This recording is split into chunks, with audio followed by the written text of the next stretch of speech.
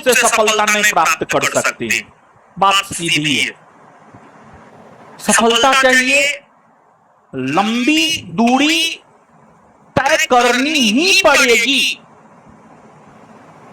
जैसे हम आपको बता दें, हमारा कभी फिजिकल नहीं हुआ, उसके पीछे रीजन क्या है जानते हैं बाबू? हम हमेशा जब ग्राउंड में दौड़ते थे ना, मात्र 1600 मीटर दौड़ते थे, जबकि होना यह चाहिए जब आप रनिंग करने के लिए जाते हैं तो एक लॉन्ग रनिंग होता है जिसमें 5 किलोमीटर आपको दौड़ाया जाता है। वो जो लॉन्ग रनिंग होता है वो जरूरी होता है, वो आपके दम को पचाता है। और अगर आपका दम पच गया तो आप रनिंग बना लीजिएगा, और अगर आपका दम नहीं पचा तो आपका रनिंग कदापि नहीं बन सकता है। तो ये गलती हमने किया है। अगर आप ये गलती कर रहे हैं तो आप मत कीजिए। आप सिर्फ ये मत सोचिए कि हमको तो 1600 मीटर मेन ग्राउंड में दौड़ना ही है। ठीक है, मेन ग्राउंड में 1600 मीटर दौड़ना है, लेकिन सप्ताह में 2-3 दिन लॉन्ग रनिंग एकदम जरूरी होता है। जब आप रनिंग प्रारंभ करते हैं उस दौर में, जब आप रनिंग प्रारंभ करते हैं उस दौर में जो है लॉन्ग रनिंग का बड़ी महत्व होता है। अब ये महत्व समझ में आता है, पहले ये सब समझ में नहीं आता था, समझे ना? तो उसी प्रकार पढ़ाई में भी पूरे सिलेबस पर पकड़ बनाइए, काम खत्म। देखिए, ये स्टेटमेंट हमारे देश के प्रधानमंत्री श्री नरेंद्र मोदी जी ने दिया है। किस अवसर पर दिया है? हमारे देश के पूर्व राष्ट्रपति हैं रामनाथ कोविंद। हमारे देश के पूर्व राष्ट्रपति है रामनाथ कोविंद। रामनाथ कोविंद महोदय ने अपना आत्मकथा लिखा है, और रामनाथ कोविंद महोदय अपनी आत्मकथा स्वयं लिखे हैं, और उनकी आत्मकथा का प्रकाशन जो है रूपा रूपा रूपा पब्लिकेशन ने जो है उनकी आत्मकथा का प्रकाशन किया है। और भारत के पूर्व राष्ट्रपति रामनाथ कोविंद की आत्मकथा का ही विमोचन हो रहा था दिल्ली में, और दिल्ली में रामनाथ कोविंद की आत्मकथा का जो विमोचन हो रहा था, उसी अवसर पर हमारे देश के प्रधानमंत्री श्री नरेंद्र मोदी जी उपस्थित हुए थे। और उसी अवसर पर हमारे देश के प्रधानमंत्री श्री नरेंद्र मोदी जी ने ये कहा, युवा शॉर्टकट ना अपनाएं बल्कि आत्मकथा को पढ़िए। तो यहां पर 2-3 बात एग्जाम के पॉइंट ऑफ व्यू से जरूरी है। एक बात यह कि देश के पूर्व राष्ट्रपति रामनाथ कोविंद की आत्मकथा का क्या नाम है? तो देश के पूर्व राष्ट्रपति रामनाथ कोविंद की आत्मकथा की अगर हम लोग बात करें तो रामनाथ कोविंद की आत्मकथा का नाम है Triumph of the Indian Republic, my life my struggle. अब इसके बाद इस पुस्तक की रचना किसने किया है? तो इस पुस्तक की रचना जो है रामनाथ कोविंद ने स्वयं किया है। रामनाथ कोविंद ने स्वयं किया है। इस पुस्तक का प्रकाशन कौन सा पब्लिकेशन है? तो रूपा। कौन सा पब्लिकेशन? रूपा। यही चीज है। तो यहां से इस चीज को दिमाग में बैठा लीजिए, शॉर्टकट से सफलता मिल सकता है? नहीं ना मिल सकता है, नहीं ना? तो पढ़िएगा ना, हाँ लिखिए।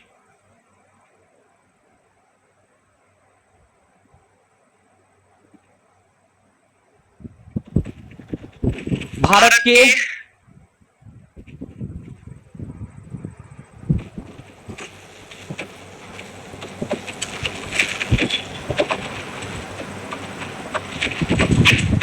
के पूर्व राष्ट्रपति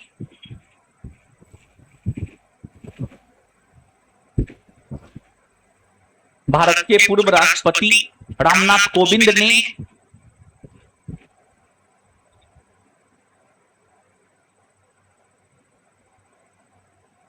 भारत के पूर्व राष्ट्रपति रामनाथ कोविंद ने भारत के पूर्व राष्ट्रपति रामनाथ कोविंद ने अपनी आत्मकथा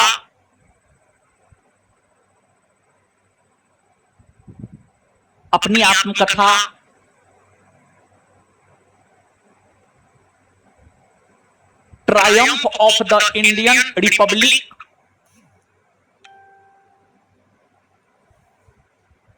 Triumph of the Indian Republic,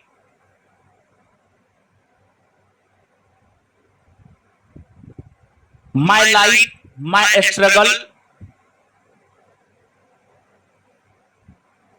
my life my struggle नाम से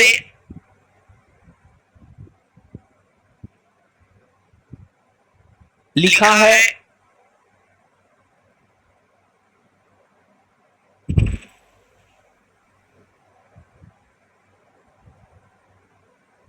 इस पुस्तक का प्रकाशन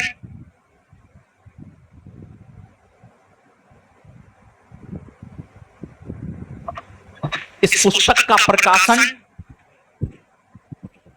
रूपा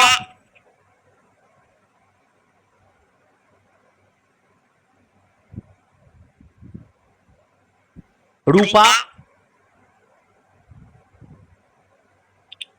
रूपा पब्लिकेशंस, रूपा पब्लिकेशंस, रूपा पब्लिकेशंस इंडिया द्वारा, रूपा पब्लिकेशंस इंडिया द्वारा, रूपा पब्लिकेशंस इंडिया द्वारा, रूपा पब्लिकेशंस इंडिया द्वारा किया गया है।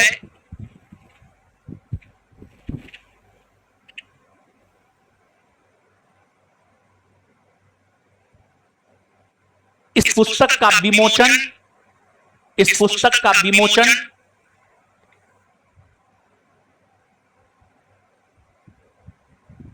इस पुस्तक का विमोचन 12 अगस्त 2026 को, इस पुस्तक का विमोचन 12 अगस्त 2026 को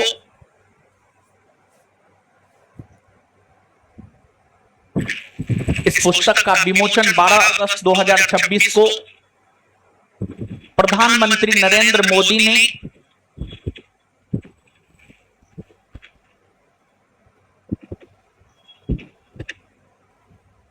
प्रधानमंत्री नरेंद्र मोदी ने नई दिल्ली के विज्ञान भवन में,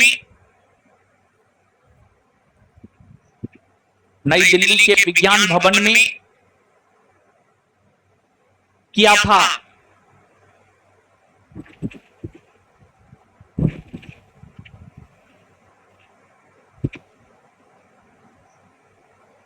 बताइए तो, Triumph of the Indian Republic, my life my struggle किसकी आत्मकथा, किसकी आत्मकथा है? रामनाथ कोविंद। यह पुस्तक किसने लिखी है? रामनाथ कोविंद ने स्वयं लिखी है। किसने लिखी है?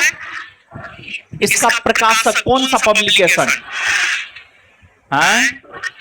इस पुस्तक का विमोचन किसने किया? प्रधानमंत्री नरेंद्र। यहां से आप क्या सीखें? जीवन में सफलता चाहिए तो शॉर्टकट को नहीं अपनाना चाहिए, बल्कि संघर्ष के रास्ता को चुनना चाहिए। और देखिए, रामनाथ कोविंद भी एक सामान्य परिवार से थे और इन्होंने संघर्ष के रास्ता को चुना, तब जाकर के ये देश के सर्वोच्च पद पर आसीन हो सके। तो अगर आप संघर्ष के रास्ते को चुनते हैं तो आप एकदम सर्वोच्च पद पर भी आसीन हो सकते हैं। अभी प्रधानमंत्री मोदी जी की ही बात करेंगे तो प्रधानमंत्री मोदी जी भी तो चाय बेचने वाला का बेटा था और आज देखिए प्रधानमंत्री पद पर है पिछले 12 वर्ष से अधिक समय से। तो जिसने संघर्ष के रास्ते को चुना है उसने इतिहास रचा, समझे ना। अब देखिए बहुत सारी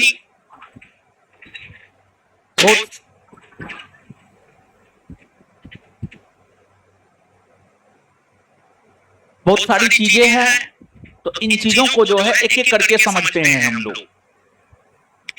देखिए बाबू, AI artificial intelligence, AI artificial intelligence आज जो है एआई का जमाना है, लेकिन फिर भी हम लोग बहुत पीछे हैं। तो एआई से रिलेटेड जो भी देश में हो रहा है उसको आप जरूर याद रखिए, क्योंकि पिछले दिनों जितने भी एग्जाम हुए हैं उन परीक्षाओं में एआई से रिलेटेड कुछ ना कुछ जरूर पूछा है। अगर आप परीक्षा दे रहे हैं, पिछले दिनों जो है बीपीएसएससी बोर्ड द्वारा जो है 3 वो रिजल्ट जारी किया गया था। एगो तो मद्य निषेध दरोगा 78 पोस्ट हो गया, फिर एएसआई 462 पोस्ट हो गया, फिर इंस्ट्रक्टर हवलदार 122 पोस्ट हो गया। ये तीनों रिजल्ट जारी किया गया था ना। हाँ, तो ये तीनों रिजल्ट जारी हुए थे। संस्थान के बहुत सारे छात्र एवं छात्राओं का रिजल्ट हुआ है। उसमें जो है एक है रेडियो ऑपरेटर, जिसमें फिजिक्स का वेटेज है, जिसमें फिजिक्स ग्रेजुएट लेवल का पूछा गया था प्रीलिम्स एग्जाम में। जहां तक हमारी जानकारी है, कुछ जो छात्र एवं छात्राओं से मेरा बात हुआ है उस आधार पे हम बोल रहे हैं। उसका प्री कम मेंस बैच आया था, वो बैच खत्म हो गया है, लेकिन उसमें मेंस में भी पढ़ाई होगा। और आप में से अगर किसी का भी प्री में रिजल्ट हुआ है, प्री में नहीं जुड़े थे, तो आप मेंस में भी जुड़ सकते हैं। वो बैच संभवतः अगले वीक से जो है आपको प्रारंभ होगा। तो आपको जो है बीपीएसएससी बोर्ड के द्वारा या बीपीएससी बोर्ड के द्वारा जो हाल में एग्जाम हुआ है उसमें एआई से रिलेटेड प्रश्न पूछे गए हैं। तो यहां पर एआई से रिलेटेड कुछ चीज है, तो एआई से रिलेटेड जो कुछ चीज है उसको जो है हम लोग देखते हैं। कैसे कट गया?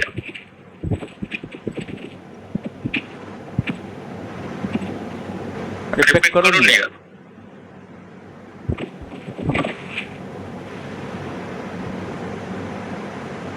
जाओ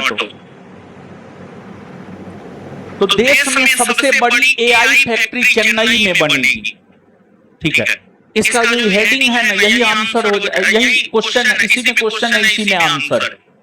क्वेश्चन ये है कि भारत में सबसे बड़ा एआई फैक्ट्री कहां बनेगा? तो भारत में सबसे बड़ा एआई फैक्ट्री चेन्नई में बनेगा। कहां बनेगा? चेन्नई में बनेगा। तो कृत्रिम मेधा यानी आर्टिफिशियल इंटेलिजेंस यानी एआई, एआई को ही हिंदी में हम लोग कृत्रिम मेधा कहते हैं। क्या कहते हैं? कृत्रिम मेधा। एआई के क्षेत्र में भारत अपनी क्षमता बढ़ाने की दिशा में बड़ा कदम उठा रहा है। बुनियादी ढांचा क्षेत्र की प्रमुख company Larsen and Toubro LNT को चेन्नई में देश की सबसे बड़ी एआई फैक्ट्री बनाने का ठेका मिला है। तो भारत के चेन्नई में देश की सबसे बड़ी एआई फैक्ट्री बनाया जाना है और इसका ठेका जो है एलएनटी कंपनी को मिला है। किसको मिला है? एलएनटी कंपनी को। तो नीचे से यही पॉइंट लिखना है, लिखिए।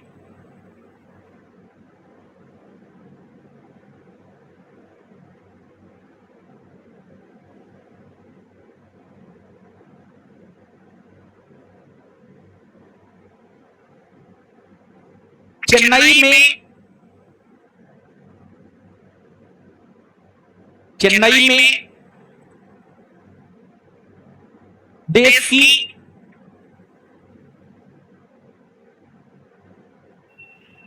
में देश की सबसे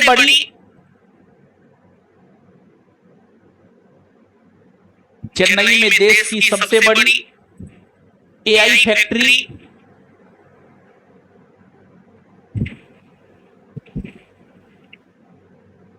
चेन्नई में देश की सबसे बड़ी एआई फैक्ट्री बनाए जाने का ठेका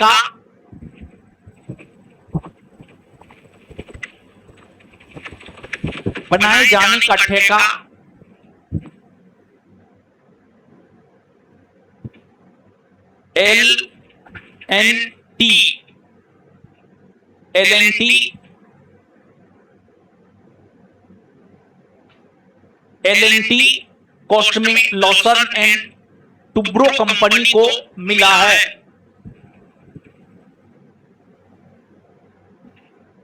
L&T,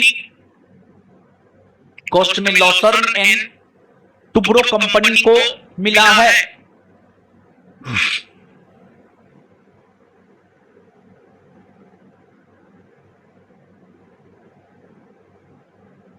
यह फैक्ट्री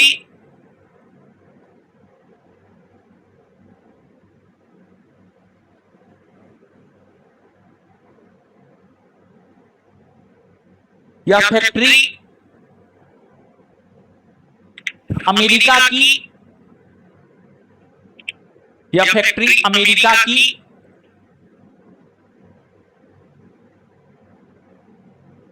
AI क्लाउड कंपनी, यह फैक्ट्री अमेरिका की AI cloud company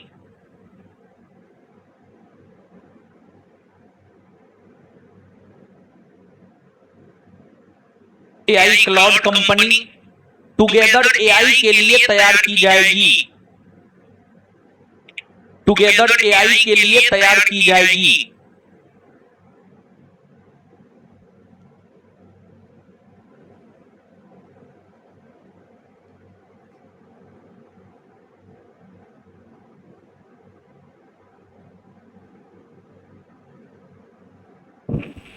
AI cloud company together AI के लिए तैयार की जाएगी।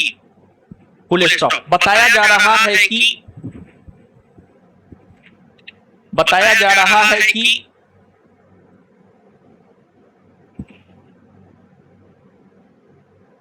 कंपनी को मिला ठेका, बताया जा रहा है कि कंपनी को मिला ठेका 15,000 करोड़ रुपए तक का हो सकता है। कंपनी को मिला ठेका 15,000 करोड़ रुपए तक का हो सकता है। कंपनी को मिला ठेका 15,000 करोड़ रुपए तक का हो सकता है। कंपनी को मिला ठेका 15,000 करोड़ रुपए तक का हो सकता है।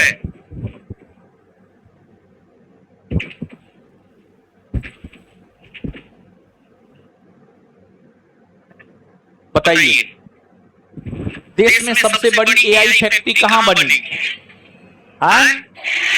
यह बनाने का ठेका कौन कंपनी को मिला? किसको मिला है? किसको मिला है? L&T। देखिए, अब आगे समझिएगा। फ्रांस में इच्छा मृत्यु कानून को अंतिम मंजूरी। इच्छा मृत्यु समझते हैं? यानी हमारा मरने का मन हुआ, हम अनुमति लेकर के मर सकते हैं। भारत में है ऐसा? भारत में ना। भारत में देखिए, एक तो इच्छा मृत्यु। इच्छा मृत्यु जानते हैं? इच्छा मृत्यु दो प्रकार का होता है, एक निष्क्रिय इच्छा मृत्यु, एक सक्रिय इच्छा मृत्यु। ठीक है ना? तो फ्रांस के संदर्भ में बात है तो इसको पढ़ते हैं। फ्रांस की संवैधानिक परिषद ने शुक्रवार को लाइलाज बीमारी से जूझ रहे मरीजों को इच्छा मृत्यु देने संबंधी कानून पर अंतिम मुहर लगा दी है। परिषद ने कहा, कानून के कुछ प्रावधानों को स्पष्ट करने की जरूरत है। लाइलाज बीमारी मतलब वैसी बीमारी जिसका कोई इलाज ही नहीं है। उस प्रकार की बीमारी से अगर कोई व्यक्ति जूझ रहा है तो उस स्थिति में जो है उसको इच्छा मृत्यु का अधिकार दिया जाता है। क्योंकि देखिए, लाइलाज बीमारी है, काफी कष्ट में लोगों का जीवन होता है, और जब कष्ट में लोगों का जीवन होता है वो भी एक प्रकार से मानवीय गरिमा के लिए सही नहीं माना जाता है। इसी वजह से जो है विश्व के कई देशों ने जो है इलाज बीमारियों के संदर्भ में इच्छा मृत्यु का अधिकार दिया है। उसमें एक देश फ्रांस भी जो है अब शामिल हो गया है। तो वही चीज है यहाँ पर, फ्रांस में इच्छा मृत्यु कानून को अंतिम मंजूरी। फ्रांस की संवैधानिक परिषद ने शुक्रवार को लाइलाज बीमारी से जूझ रहे मरीजों को इच्छा मृत्यु देने संबंधी कानून पर अंतिम मुहर लगा दी है। परिषद ने कहा, कानून के कुछ प्रावधानों को स्पष्ट करने की जरूरत है। संवैधानिक परिषद की इस मंजूरी के बाद फ्रांस उन देशों में जैसे कि नीदरलैंड, बेल्जियम, स्विट्जरलैंड और कनाडा की सूची में शामिल हो जाएगा जिन्होंने इस प्रक्रिया को पहले ही कानूनी मान्यता दे दी है। यह कानून गंभीर और लाइलाज बीमारी के अंतिम चरण से जूझ रहे वयस्क नागरिकों या फ्रांस के कानूनी निवासियों पर लागू होगा।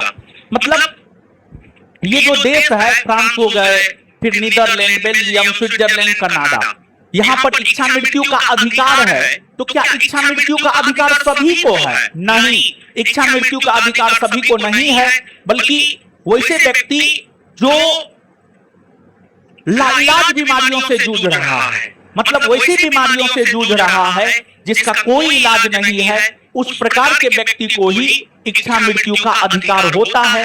ऐसा नहीं है कि किसी को भी इच्छा मृत्यु का अधिकार हो जाता है।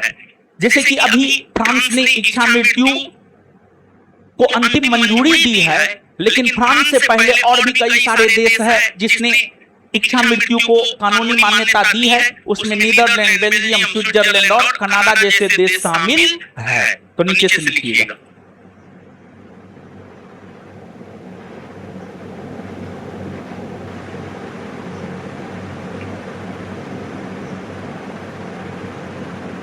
फ्रांस की संवैधानिक परिषद ने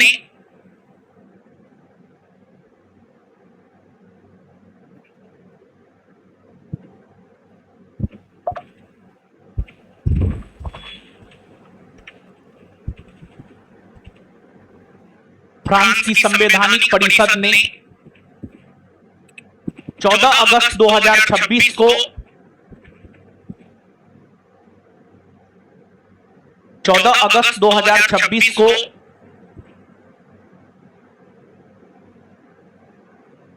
लाइलाज बीमारी से जूझ रहे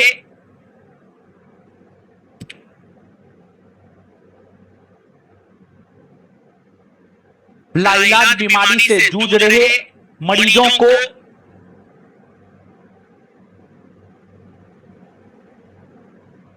को इच्छा मृत्यु देने संबंधी कानून पर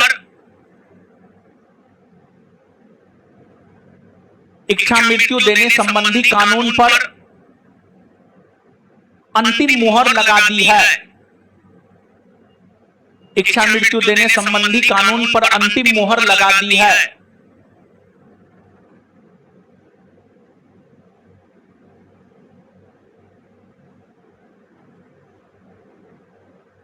फ्रांस से पहले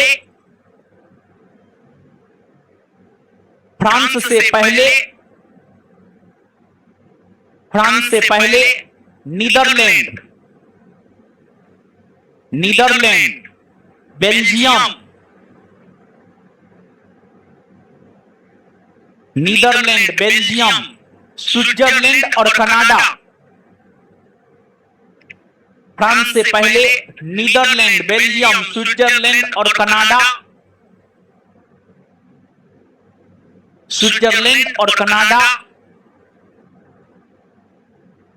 ऐसे देश हैं जिसने इच्छा मृत्यु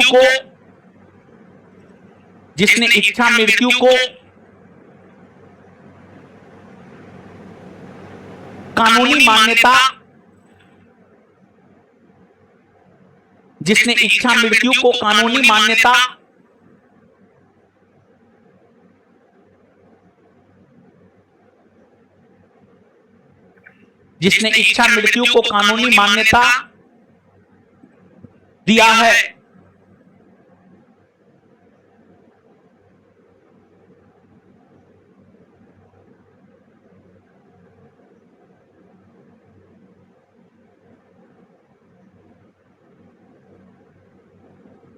बताइए, हाल ही में अगस्त 2026 में किस देश ने इच्छा मृत्यु को कानूनी मान्यता दिया है?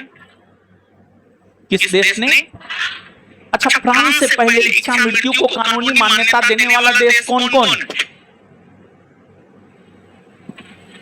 नीदरलैंड, बेल्जियम, स्विट्जरलैंड और फ्रांस से पहले इच्छा मृत्यु को कानूनी मान्यता देने वाला देश कौन कौन? चलिए आगे आइएगा। अगले माह दिल्ली आएंगे पेजेशकियन।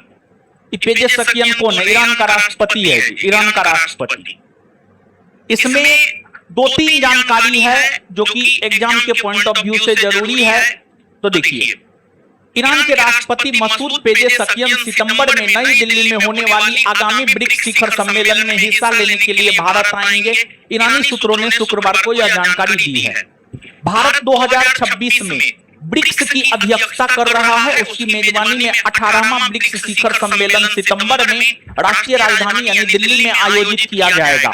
सम्मेलन की थीम लचीलेपन, नवाचार, सहयोग और स्थिरता के लिए निर्माण रखी गई है। भारत ने 2026 की शुरुआत में ब्राजील से ब्रिक्स की अध्यक्षता संभाली थी। यानी कहने का मतलब यह हुआ, यहां पर दो तीन जानकारी है। ब्रिक्स एक संगठन है। ब्रिक्स का 18वां शिखर सम्मेलन सितंबर 2026 में भारत के राष्ट्रीय राजधानी नई दिल्ली में होना प्रस्तावित है। नई दिल्ली में होना प्रस्तावित है, जिसमें ईरान के राष्ट्रपति मसूद पेजेशकियन भाग लेंगे और 18वां ब्रिक्स शिखर सम्मेलन जो नई दिल्ली में आयोजित होना है उसका थीम है लचीलेपन, नवाचार, सहयोग और स्थिरता के लिए निर्माण। समझ गए ना? तो यही सब फैक्ट है यहां से। तो इसको आप लिखिएगा, तो नीचे से लिखिएगा।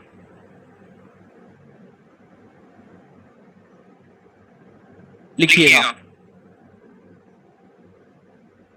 ब्रिक्स का ब्रिक्स का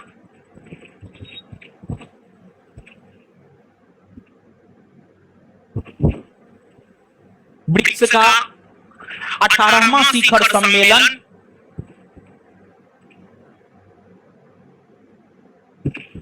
ब्रिक्स का 18वां शिखर सम्मेलन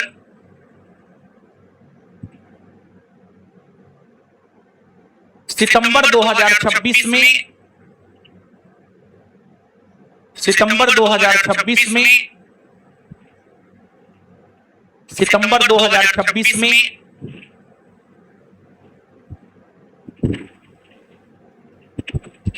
नई दिल्ली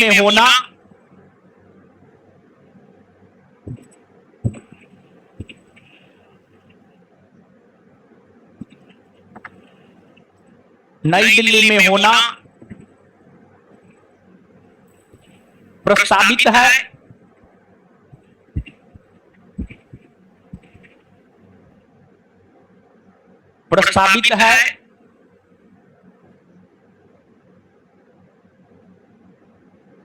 इस सम्मेलन का थीम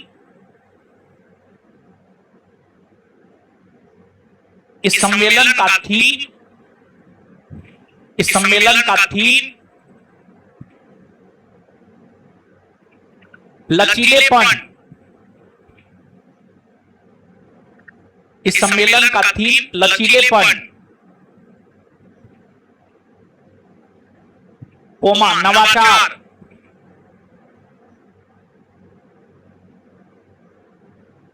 सहयोग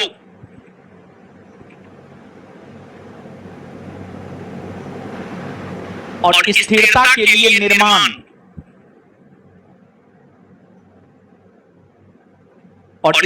के लिए निर्माण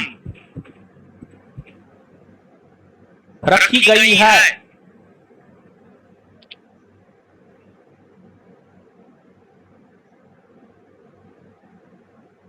फुल स्टॉप। ईरानी सूत्रों के अनुसार ईरानी सूत्रों के अनुसार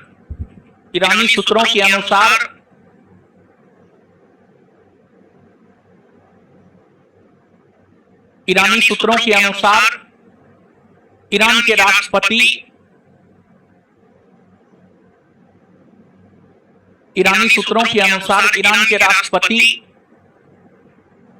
मसूद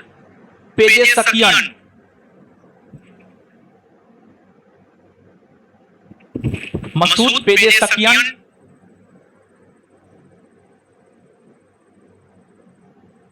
मसूद पेजेशकियन ब्रिक्स शिखर सम्मेलन में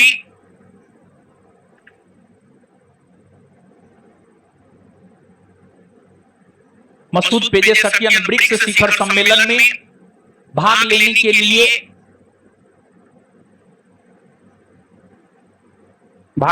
लिए नई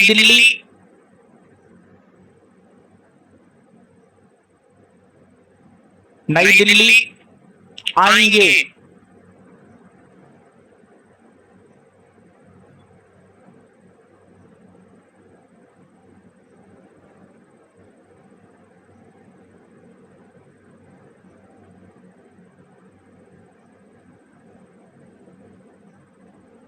बताइए तो 2026 में ब्रिक्स का शिखर सम्मेलन कहां होना प्रस्तावित? केमा ब्रिक्स का शिखर सम्मेलन केमा है 18वां ना। इसका थीम क्या रहेगा?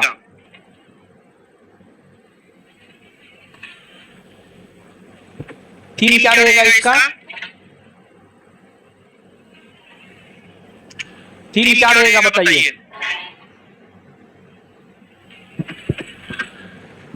ईरान के राष्ट्रपति कौन है?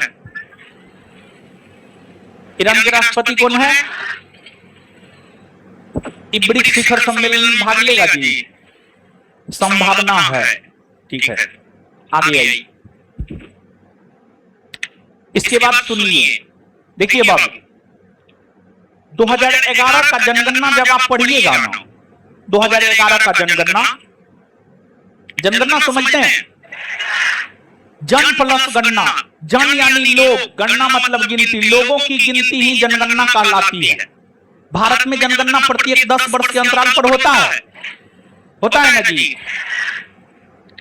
लास्ट टाइम भारत में जनगणना 2011 में हुआ है। हो जाना तो चाहिए 2021 में, लेकिन कोविड सब के वजह से और भी कई सारे कारणों से 2021 में जनगणना नहीं हुआ। लेकिन अभी जनगणना हो रहा है, 2026-27 में जनगणना हो रहा है और इसका डाटा जो है 2027 में आएगा। तो अभी जो जनगणना हो रहा है 2026-27 में जो जनगणना हो रहा है, ये 2 चरणों में होगा।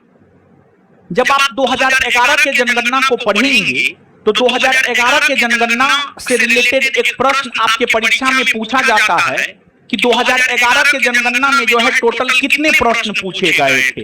तो 2011 के जनगणना में टोटल 29 प्रश्न पूछे गए थे, 29।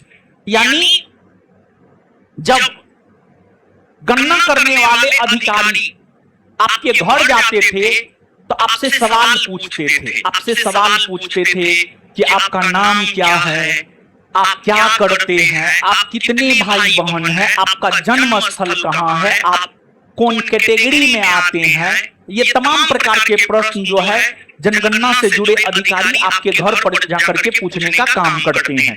तो 2011 के जनगणना में जो है टोटल आपसे 29 प्रश्न पूछे गए थे। लेकिन जो 2026-27 का जनगणना है, जो कि भारत में होने वाला पहला डिजिटल जनगणना भी है, इसमें आपसे टोटल 40 सवाल पूछे जा रहे हैं। इसमें आपसे टोटल कितने सवाल पूछे जा रहे हैं? 40। तो यहां पर जीएस के संदर्भ में और करंट के संदर्भ में भी ये प्रश्न बनता है कि 2026-27 के जनगणना में लोगों से कितने सवाल पूछे जाने हैं। तो लोगों से 40 सवाल पूछे जाने हैं। और लोगों से जो 40 सवाल पूछे जाने हैं, इस 40 सवाल में जो है जाति के बारे में भी पूछा जाना है, आप कौन जाति से आते हैं। इसके अलावे कोविड का आपने टीका लिया है या कोविड का आपने टीका नहीं लिया है, ये भी जो है आपसे पूछे जाने हैं। और कुल मिलाकर के जो 40 सवाल पूछे जाने हैं, ये 40 सवाल जनगणना 2027 में पूछे जाएंगे। व्यक्ति का नाम, मतलब आपका नाम पूछा जाएगा, आपका नाम क्या, परिवार के मुखिया से संबंध, आपके परिवार का जो मुखिया है उससे आपका क्या संबंध है, वो आपका बाप है, भाई है, कौन है, नहीं है, दादा है। फिर आपका लिंग क्या है, मतलब आप मेल है या फीमेल है, यानी आप पुरुष हैं या महिला